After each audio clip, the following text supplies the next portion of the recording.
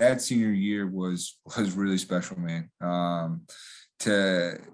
To barely make the tournament, to be a 10 seed, to go out there and play well, and to be able to get back to that Final Four.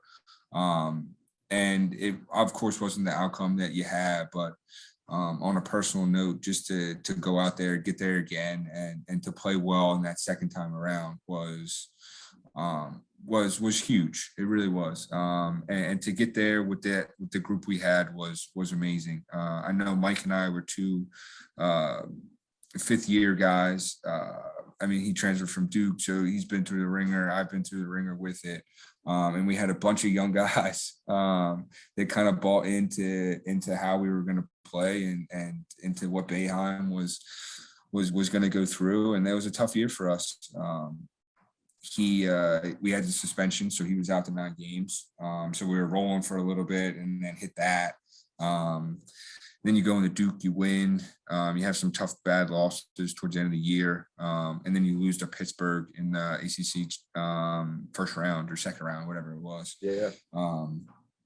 So it was a hell of a roller coaster every year, but to have that ending was bittersweet. And it was unbelievable ride to be on. And to get to that second Final Four was really special. Yeah, I mean, shit, 28 against North Carolina, against a fucking great North Carolina team, big as shit. You know, you shot the hell out of that ball, and really, I think we were right there to the end for real. Mm-hmm. I mean, yeah, we were. You know, I mean, guys were fighting to the end. I mean, you talk about, you know, the 2 young guys. I mean, those 2 young guys made some fucking plays that tournament. Obviously, Malachi, Virginia, and then Tyler, you know, Gonzaga without the shoe, making the block. Yeah, I mean, special play. Every game was something. It really was. I remember we ran through the first 2, and then you get to Gonzaga, and you're in a tough battle with them, and then you kind of sneak that one out, and then like it's like, oh wow, this is like an unbelievable run, and then you have Virginia, who's like, I don't think lost that year or whatever it was, and they just absolutely just put it on you in the first half, and they were up like 20-some. And I remember being in that locker room, and no one really said anything. And Boeheim kind of came in with like a calm, like type of kind of speech. And it was kind of like, but he was just like, this is what we're going to do. Like, we're going to play well and to start, we're going to make some shots. We're going to get back into it. And then we're going to press early. And it was just kind of like, all right. And that's exactly what we did. And we pressed super, super early. Because I remember you look back up and we're like back in the game, and there's like 7 or like 6 minutes left, and like in your mind you thought there was like minutes left because of how like you were just playing, like you were just playing that way to try and get back into it. And then you look up and you're like, holy shit, like there's still a lot of game left, but like we're back in this. That game was unreal to be a part of. It happened so fast with it. And yeah, Malachi made some like unbelievable plays that game to get us back into it and to win it for us. What was it like playing for Coach Boeheim? Like, what would you describe him, you know, as the coach? How would you describe him as a coach? And what, you know, give me some of your favorite Coach Boeheim story. Oh man, I absolutely loved playing for Coach Boeheim. He was a straight shooter. He was a guy that didn't BS you about anything. If you talked to him, you listened.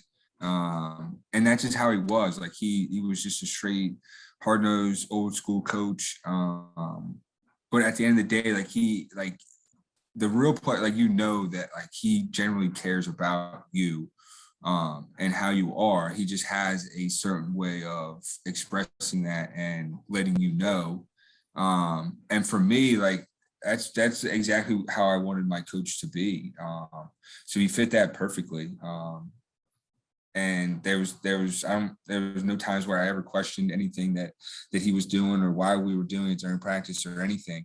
I completely bought into what his program was about. And I loved playing for him. I really did. There was times when I wasn't playing well and I wasn't shooting well, but he still believed in me to draw something up for me and to get me going. I remember I was wasn't playing too well senior year, and he comes off of his suspension. We're playing North Carolina at home, and he like came up to me. He's like, we went away from two play a lot.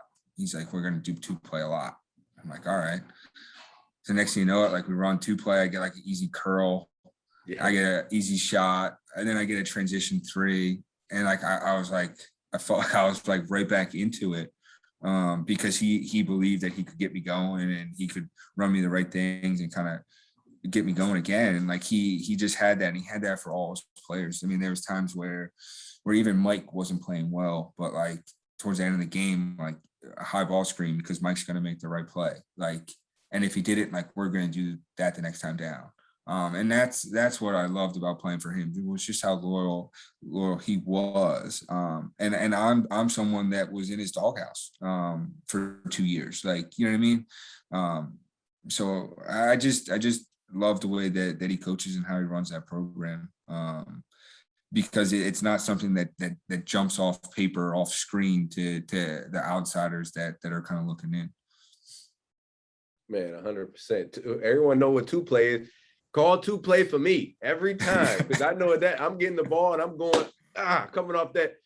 I got a two over here. I got one over there, single double. I choose whatever side I'm coming off that thing. The other guy coming off the other way. Come on, man. That was and then I'd get called one play. I'm bringing the ball up, passing it down.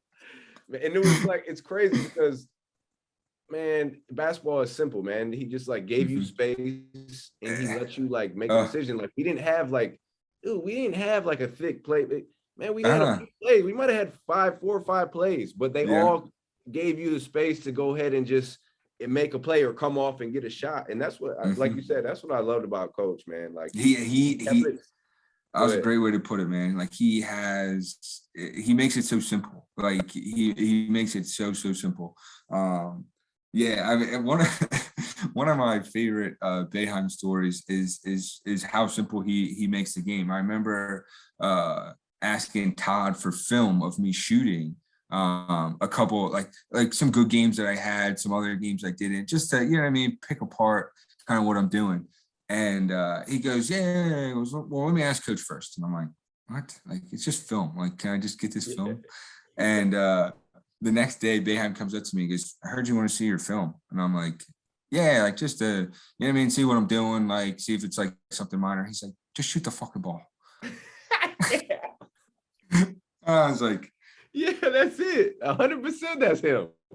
And he just like walked away and like we started practice. And I remember just being like, all right, just shoot the fucking ball. Like, like, but like, to have your coach be able to come up to you and say that, like, hell yeah, I'm gonna shoot the ball. Like, I'm like, all right, instill confidence in their players. Yeah, and I remember being like, why? I don't even watch film anymore. Like, just go out and play. Like, you can like just go out. Like, he just had that way of doing it. And not, maybe it's not for everyone, but that way was something that like I needed a coach like him to kind of bring certain things out of you. And I think he did a great job of that.